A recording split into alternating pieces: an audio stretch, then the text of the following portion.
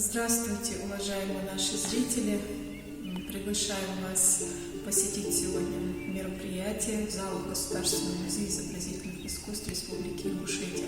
Сегодня эту встречу проведу с вами я, Ася Илоева, заместитель директора Государственного музея изобразительных искусств. И в необычном формате мы сегодня с вами постараемся провести День национального костюма. День национального костюма – праздник, который утвержден 24 мая 2018 года указом главы. Этот праздник в этом году мы отмечаем уже во второй раз, и он становится уже ежегодным. В этот день принято организовывать различные культурные мероприятия, выставки, круглые столы, фестивали, конкурсы, а также показы современных модельеров и показы их коллекций.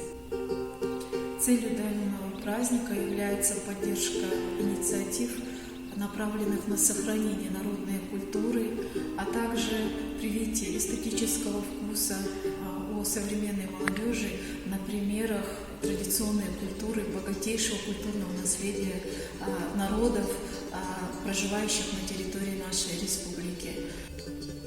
В этот праздник мы постарались подготовить для вас, для наших зрителей, выставку национальных костюмов, а также выставку тематических работ художников Ингушетии из фондов нашего музея. Одежда, безусловно, является самым выразительным предметом в национальной культуре любого народа. Ингушские мастерицы еще издревле умели ткать домотканные ткани, умели кроить, умели шить костюмы. И на этих традициях основывались целые поколения искусных мастериц, которые передавали свое творчество, свое мастерство из поколения в поколение. Еще в те времена искусные мастерицы занимались золотошвейным делом, из серебряных, золотых и простых ниток могли создавать всевозможные орнаменты, вышивать. И это направление и по сей день сегодня сохраняется, потому что в нашей республике есть мастерицы, которые перенимают эти утраченные традиции. Готовую одежду покупали очень редко, ее умели шить дома любая женщина. И неудивительно, что в конце 19-го, начало 20 века получить в подарок швейную машинку было богатейшим даром, которое хотела получить в мечтах даже любая женщина, девушка из любого материального состояния. Поэтому девочек обучали швейному мастерству еще с детства, и девушку, которая не умела шить, она в народе считалась безрукой. Ингушский национальный костюм, он необычно прост в своем крое, в своем исполнении, и своими лаконичными такими чертами он значительно отличается от костюмов народов Северного Кавказа, у которых есть достаточно сложные комплекты костюмов. В фондах нашего музея на сегодняшний день насчитывается значительно большая часть коллекции национальных костюмов.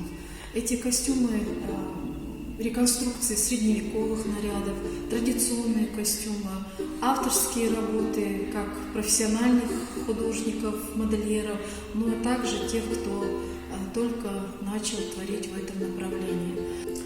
Хотелось бы познакомить вас с некоторыми костюмами из авторских коллекций, которые достойно занимают место в экспозиции нашего зала.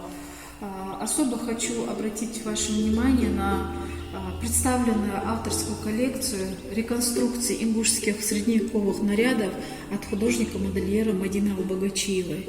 В нашем музее представлена целая коллекция этнических нарядов, реконструкций в исполнении Мадины, которые связаны с разными периодами творчества художника-дизайнера. Особо хочу отметить, что костюмы были созданы по специальным эскизам. При создании своих нарядов Мадина использует этнические мотивы, строго руководствуясь источниковедческой базой.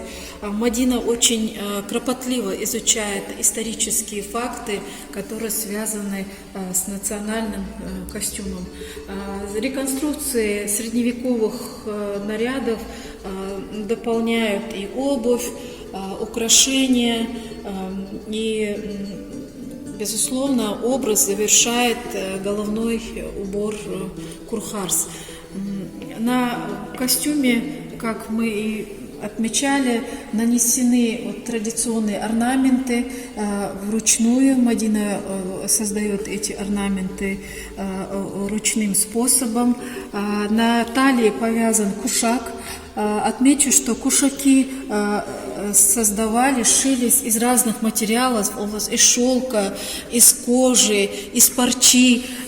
И повязанный на талии такой кушак носил тоже такую функциональную часть. На кушаке подвязывались различные аксессуары. Это и маленькие сумочки, кисеты, ножнички, зеркальца, такие предметы, которые связаны немножко и с женской красотой. Вот такой прекрасный кушак дополняет вот этот образ. В комплектах коллекции, которую создает Мадина, обязательно идет и обувь. Здесь представлена обувь на мягкой подошве, которая называется чувяки, сшитая из натуральной кожи. Мадина создает тоже свои эскизы в изготовлении этой обуви, наносит всевозможные орнаменты. Это и тесьма, и акриловые краски, и бисер. Нам с вами известно, что головные уборы женщин, они разнообразные. Это платки, шали, а также встречаются в авторских нарядах особый головной убор, немножко рогообразной формы, который называется курхарс. Курхарс – это элемент женской одежды, который является исключительной особенностью ингушской культуры, культуры позднего средневековья.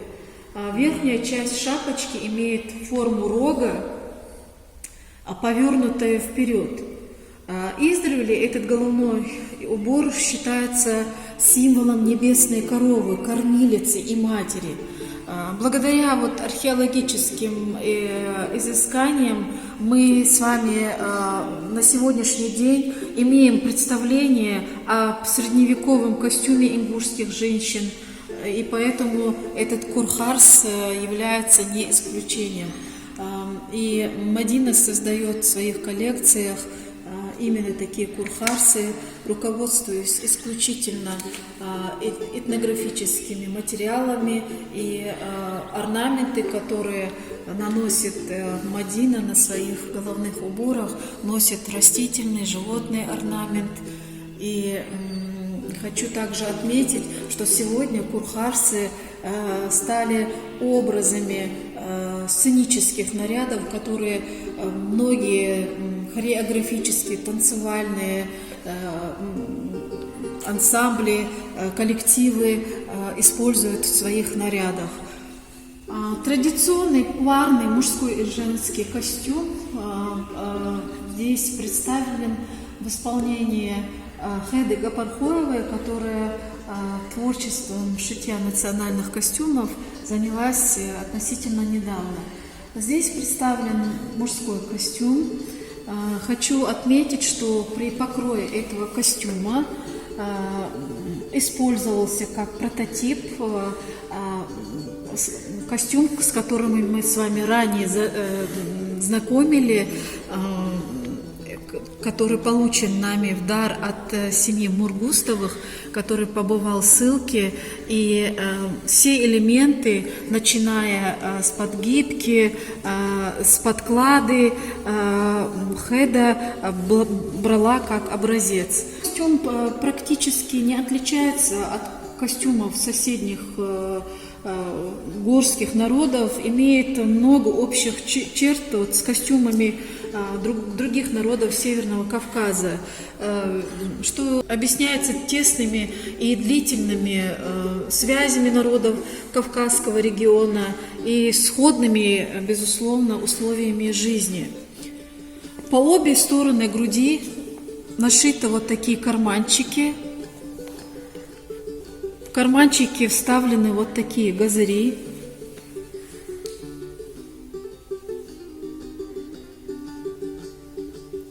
Комплект составляет бешмет, рубашка со воротником-стойкой, верхняя накидка черкесска, завершает образ головной убор папаха.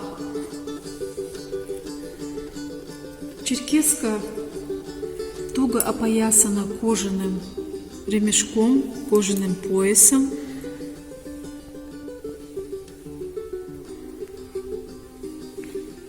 На которые нанесены серебряные вот такие накладки. И, конечно же, к поясу прилагается обязательно холодное оружие, в данном случае это кинжал.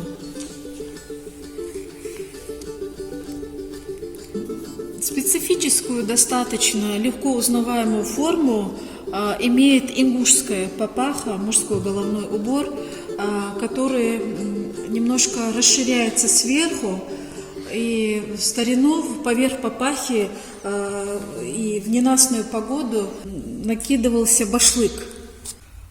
Женский образ традиционного костюма представлен достаточно таким простым, но практичным и удачно подчеркивающим достоинство обладательницы этого наряда. Отличается богатым и разнообразным декором. Платье с воротником-стойкой, украшено вышивками, тесемками, кружевами и всевозможными орнаментами.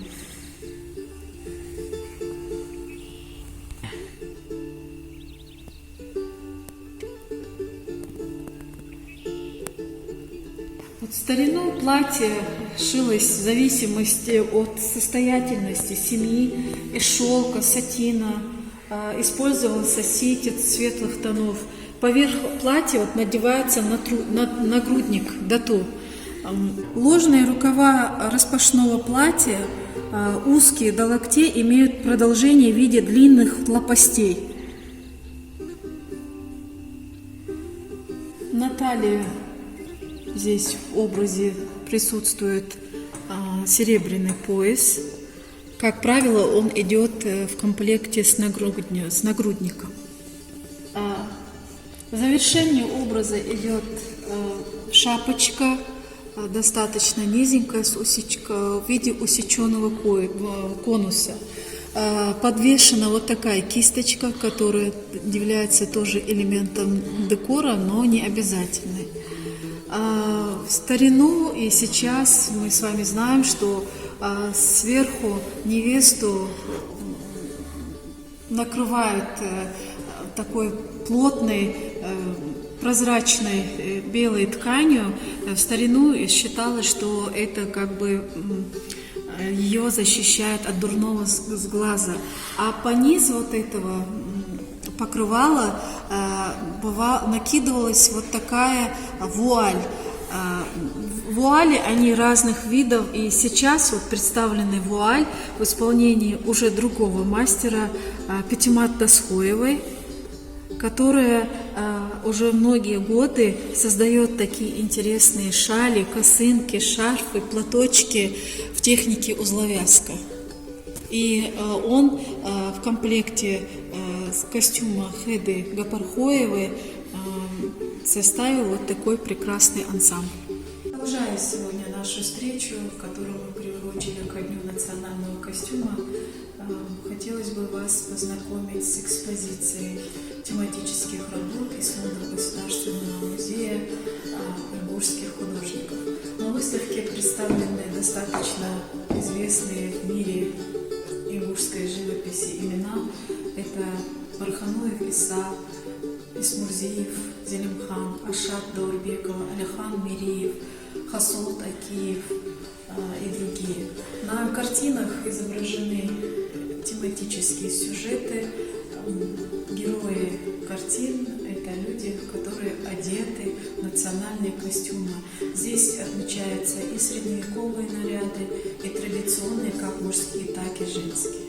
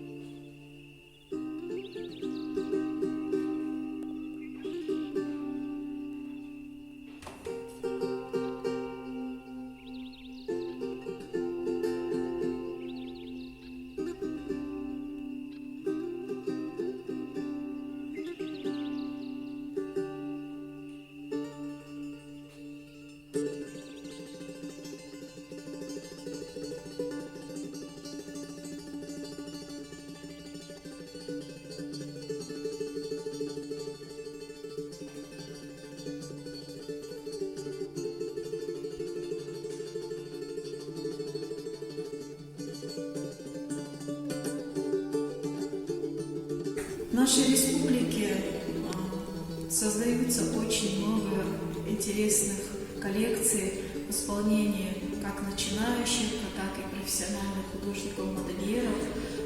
Представленная часть не вся, с которой мы с вами в необычном для нас формате смогли сегодня представить. Мы в дальнейшем будем вас знакомить с этими комплектами, коллекциями. Будут проведены и запланированы показы коллекций ингушских модельеров. Очень радует тот факт, что в нашей республике свадебные образы создаются в национальном колорите, в национальной традиции. Есть продолжительницы, настоящие историки народного костюма, традиционного костюма. Основоположницей этих традиций является Зина Инаркиева, а также и модельный дом Зины Инаркиевой, который по сей день создает прекраснейшие образы. И любая ингушская девушка считает большим достоинством, большой честью одеться в эти наряды, представленных этими авторами. Представленные здесь наряды, костюмы являются визитными карточками для любых передвижных мероприятий, которые мы проводим не только у нас в республике, не только в регионах России, но и за рубежом. Костюм, он национальный костюм, он, безусловно, привлекает огромное внимание, и есть знатоки национальных традиций, и нам очень приятно, что у нас есть такая часть материальной культуры, которую мы сегодня обязаны пропагандировать, которую мы обязаны сохранять. И День национального костюма, который будет проходить ежегодно, это мастерство, оно будет как бы стимулом для наших мастеров творить и созидать в этом направлении.